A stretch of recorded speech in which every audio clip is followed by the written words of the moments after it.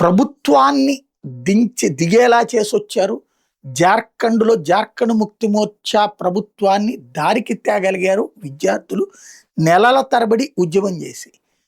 ఆ ఉద్యమంలో చివరికి ఆమరణ నిరాహార దీక్ష ప్రారంభించి 20 రోజుల పాటు చివరికి చావు బతుకుల మధ్యకి వెళ్ళినటువంటి సందర్భంలో ప్రభుత్వమే దిగి వచ్చి ఆ విద్యార్థుల సమస్య పరిష్కారంలో భాగంగా 12 సంవత్సరాలలో జరిగినటువంటి మొత్తం పరీక్షల్ని రద్దు చేస్తూ నిర్ణయం తీసుకున్నారు.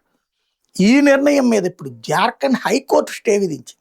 ఈ 12 ఏళ్లలో మీరు పరీక్షలు పెట్టారు, పరీక్షల ద్వారా పాస్ అయిన వాళ్ళు ఉద్యోగాలు పొందేశారు.